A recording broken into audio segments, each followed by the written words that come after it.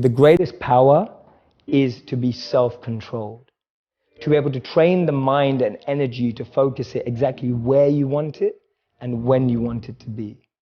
You are completely detached and undeterred from external ups and downs. You're able to navigate anything that seems tough, challenging, fun, excitement, with the same amount of being equipoised and balanced and equanimity, without being too excited in pleasure or being too depressed in pain. But knowing how to navigate every situation, to me, that's great strength and great power. Your mind does exactly, specifically, what it thinks you want it to do. It always does what it thinks is in your very best interest. If you haven't got what you want, but you've got behaviors you don't want, you are not collaborating properly with your mind. Secondly, your mind is hardwired to move you towards pleasure and away from pain, and that's wired into us from being tribes people. You survive by avoiding pain. Thirdly, the way you feel about everything all the time is only down to two things: the pictures you make in your head and the words you say to yourself. And fourthly, your mind loves what is familiar. It is programmed to keep going over and over again for what is familiar.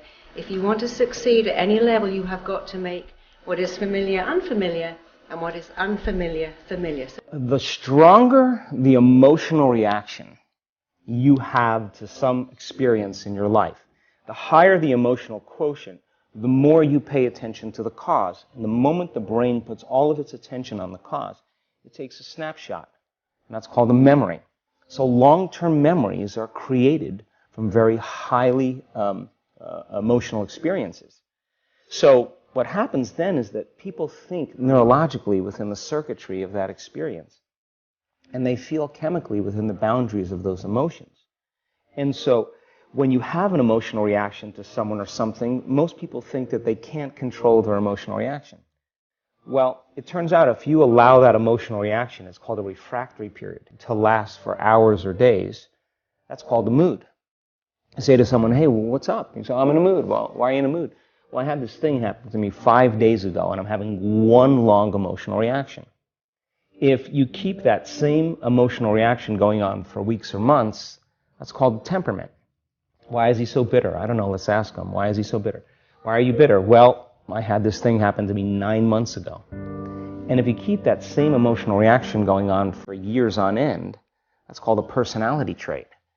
And so learning how to shorten your refractory period of emotional reactions is really where the work starts. So then people, when they have an event, what they do is they keep recalling the event, because the emotions of stress hormones, the survival emotions, are saying pay attention to what happened because you want to be prepared if it happens again. Turns out most people spend 70% of their life living in survival and living in stress, so they're always anticipating the worst case scenario based on a past experience, and they're literally, out of the infinite potentials in the quantum field, they're selecting the worst possible outcome, and they're beginning to emotionally embrace it with fear, and they're conditioning their body into a state of fear. Do that enough times, body has a panic attack without you. You can't even predict it because it's programmed subconsciously. So then you say to the person, why are you this way? And they'll say, I am this way because of this event that happened to me 15 or 20 years ago. And what that means from a biological standpoint is that they haven't been able to change since that event. So then the emotions from the experience tend to give the body and the brain a rush of energy.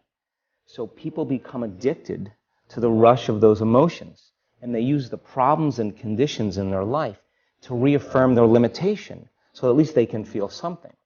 So now when it comes time to change, you say to the person, why are you this way? Well, every time they recall the event, they're producing the same chemistry in their brain and body as if the event is occurring, firing and wiring the same circuits and sending the same emotional signature to the body. Well, what's the relevance behind that? Well, your body is the unconscious mind. It doesn't know the difference between the experience that's creating the emotion and the emotion that you're creating by thought alone. So the body's believing. It's living in the same past experience 24 hours a day, 7 days a week, 365 days a year. And so then when those emotions influence certain thoughts, and they do, And then those thoughts create the same emotions, and those same emotions influence the same thoughts. Now the entire person's state of being is in the past. So then, the hardest part about change is not making the same choices you did the day before, period. And the moment you decide to make a different choice, get ready, because it's going to feel uncomfortable.